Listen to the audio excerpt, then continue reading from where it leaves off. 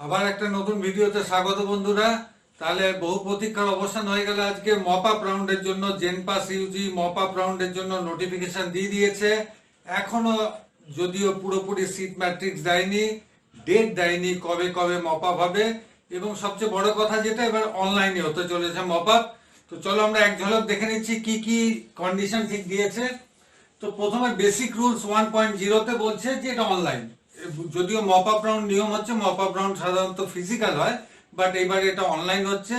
Probably এখানে কোনো আপগ্রেডেশনের option আর থাকবে না। For admission in all the courses all the institute in round 1 and round 2, যে যে ইনস্টিটিউট গুলো রাউন্ড 1 রাউন্ড 2 তে ছিল সেগুলো সবাই এবং তাদের সব কোর্স, এটা কেন বলছে সব কোর্স চলে আসছে, কারণ যারা অলরেডি সিট পেয়েছে তারা মপ আপে অংশগ্রহণ করতে পারছে, তার জন্য প্রবাবলি সব কোর্সের সব সিট চলে আসছে। ধরো এবার যে বিএমএলটিতে যে ট্রপিক্যালে স্কুল অফ ট্রপিক্যালে পেয়েছে সে নিশ্চয়ই ছেড়ে আসছে না। ওর জন্য আমি বলছি যে প্রবাবলি সব ইনস্টিটিউটে প্রবাবলি সব কলেজ সিট চলে আসবে। সেখানে হয়তো যে হয়তো যার পছন্দই ছিল আমি সিসিটি করব শিশু মঙ্গলে, সে শিশু মঙ্গল পেয়ে গেছে ছাড়বে না, এরকম কতগুলো সিট আসবে না, বাকি ম্যাক্সিমাম সিট চলে আসছে। সিতে বলছে হু মে পার্টিসিপেট, কারা অংশগ্রহণ করতে পারছে, যারা সাকসেসফুলি ডকুমেন্ট ভেরিফাই করেছে এবং যাদের একটা জিএমআর আছে। যারা অলরেডি জিএমআর পেয়েছো তারা অবশ্যই তারা পার্টিসিপেট করবে। নাও ডি তে কি বলছে, even being allotted a seat or paid seat acceptance fees or completed admission fees in any institute, অর্থাৎ যারা অলরেডি একটা সিট পেয়েছো allotted seat, paid the seat acceptance fee দিয়েছো, তারপর ভর্তি হওনি, ভাবছিলে যে হবো কি হবো না করে এখন রিফান্ডে আসে বসে আছো, তারা হতে পারছো। Completed admission in any institute, মানে অলরেডি আমি অ্যাডমিশন নিয়ে বসে আছি, বাট আমার মনে হলো না আজকে আমি কোর্স চেঞ্জ করব বা আমি আজকে আপগ্রেড করব, তাহলে তারা সবাই আসতে পারছে।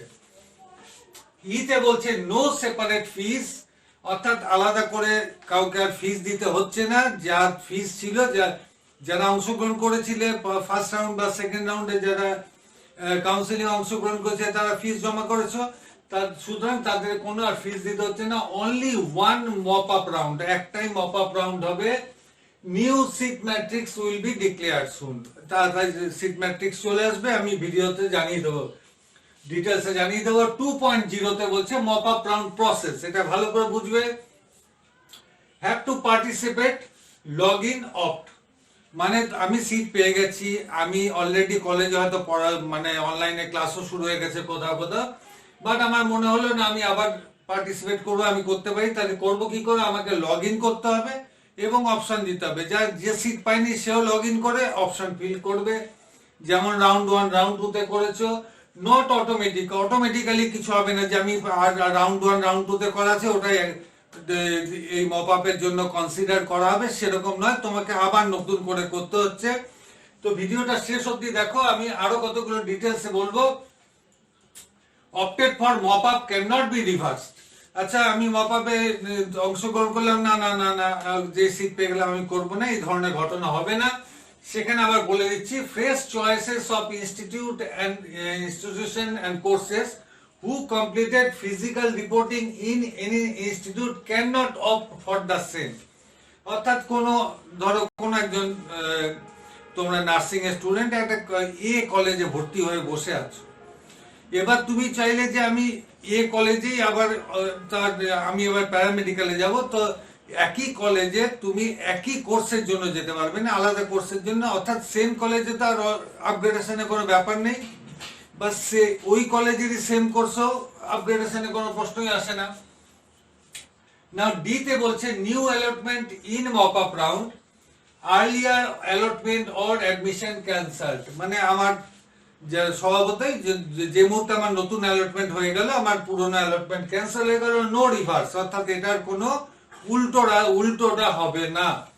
Not get any seat allotment in mop up, অর্থাৎ আমি অলরেডি সিট পেয়েছিলাম, মপ আপে সিট পেলাম না, সেক্ষেত্রে কি হবে, আর্লিয়ার সিটটা রিমেন, যেটা রাউন্ড 1 রাউন্ড 2 তে ছিল। If completed physical verification earlier, শর্ত হচ্ছে আমি যেন ফিজিক্যাল ভেরিফিকেশন করানো থাকে, অর্থাৎ আমি অ্যাডমিশন নিয়ে রেখেছি, সেক্ষেত্রে মপাপে অংশগ্রহণ করলাম, পেলাম না, ঠিক আছে, যেটা ছিল সেটাই থেকে গেল। ইতে বলছে have already taken admission, already আমি অ্যাডমিশন নিয়ে নিয়েছি, সেক্ষেত্রে কি হবে, WBJEB not responsible for refunding the fees. অর্থাৎ আমি কলেজে অ্যাডমিশন নিয়েছিলাম সিসিটিতে, এখন আমি গিয়ে কলেজে BMLT-তে অ্যাডমিশন নিয়ে নিলাম, সেক্ষেত্রে অলরেডি অ্যাডমিশন ফি প্রসেস আমার কমপ্লিট হয়ে গেছিল, আমি আদার ফিস জমা করে দিয়েছিলাম, এক্ষেত্রে বোর্ড রিফান্ডের কোনো দায়িত্ব নিচ্ছে না। তারপরে কি বলছে, এফএ বলছে rules of allotment, domicile certificate, reservation, eligibility etcetera remain same as early, যা যা ক্রাইটেরিয়া ছিল আদার্স সেগুলো একই থেকে গেল।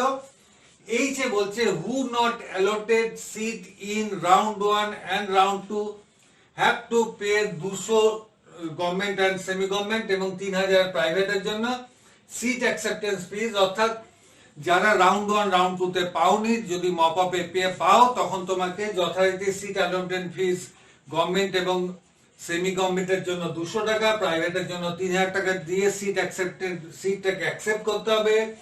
ডাউনলোড লেটারটা, প্রভিশনাল অ্যাডমিশন লেটার ডাউনলোড করতে হবে এবং অবশ্যই ফিজিক্যাল ভেরিফিকেশনে গিয়ে সেই প্রসেসটাকে কমপ্লিট করতে হবে। এবার আইতে বলছে who got seat in round 1 and round 2, যারা রাউন্ড 1 বা রাউন্ড 2 তে সিট পেয়েছিলে, যদি এবার ধরো কেউ এরকম, যদিও খুব কম হবে যে আমি একটা গভর্নমেন্টে পেয়েছিলাম আজকে আমি প্রাইভেটে যাবো, এরকম হবে না। Positive differential amount have to be pay, মানে যদি আমি গভর্নমেন্টে পেয়েছিলাম 200 টাকা দিয়েছিলাম, এখন এই প্রাইভেটে পেলাম আমি 3000 টাকা দিয়ে, আরো বেশি কোর্স ফি দিয়ে নিশ্চয়ই কেউ যাবে না। যদি আদার হ্যান্ডে যদি নেগেটিভ ডিফারেন্সিয়াল অ্যামাউন্ট হয়, অর্থাৎ আমি প্রাইভেটে পেয়েছিলাম আজকে আমি সরকারিতে চলে যাচ্ছি, তখন আমার 2800 টাকা ফেরত হবে, সেই 2800 টাকাটা তোমার অনলাইনে রিফান্ড হবে। এবার হচ্ছে 9 নম্বরে আছে জেনারেল রুলস। জেনারেল রুলস এর এতে বলা হচ্ছে physical reporting same, physical reporting এ যা যা ক্রাইটেরিয়া ছিল সেম থাকলো। উইথড্রল বলছে নো অপশন, অর্থাৎ মপআপ রাউন্ডের কোনো উইথড্রল হয় না, মানে মপআপ রাউন্ডের সিটটা পাওয়ার পর আমি উইথড্র করতে পারবো না।